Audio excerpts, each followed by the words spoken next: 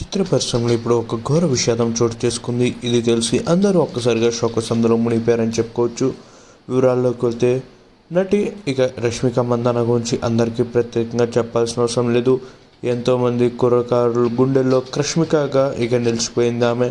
ఏది ఏమైనా చూసుకుంటున్నట్లయితే ఈమె గురించి ఒక వార్త అందరినీ ఎంతగానో విషాదకరంలోకి నెట్టివేసిందని చెప్పుకోవచ్చు. వివరాల్లోకి వెళ్తే రీసెంట్గా విడుదలైన భారీ యాక్షన్ చిత్రం యానిమల్ తర్వాత రష్మిక ఆసక్తికరమైన ప్రాజెక్టుల సమూహంతో కనిపించనుంది. పుష్ప 2 ది రూల్లో శ్రీవల్లి పాత్రను తిరిగి పోషించనుంది.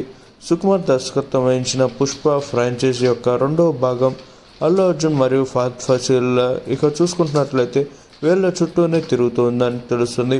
పుష్ప 2 ది రూల్ ఈ ఏడాది ఆగస్టు 17న భారత స్వతంత్ర దినోత్సవం సందర్భంగా ప్రేక్షకుల ముందుకు రాబోతుంది. అల్లు అర్జున్ నటించిన చిత్రమే కాకుండా Dev Mohan, Rahul Ravindra the girlfriend మరియు చావాతో కలిసి రెయిన్బోలో కూడా రష్మిక పనిచేస్తుంది. వివరాల్లోకి వెళ్తే ప్రస్తుతం ఈమె గురించి ఒక వార్త సోషల్ మీడియాలో తెగ వైరల్గా మారుతుంది.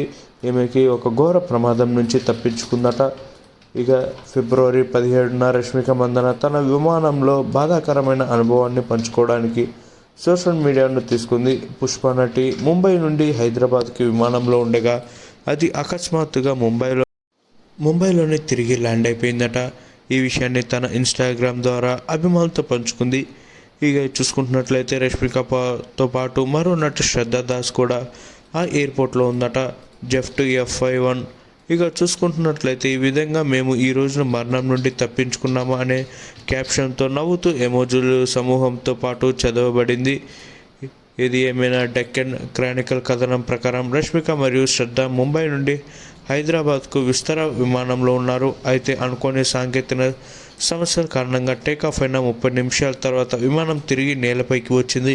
అదృష్టవశాత్తు ఈ ఘటనలో ఎవరికి ఎలాంటి గాయాలు కాలేదట.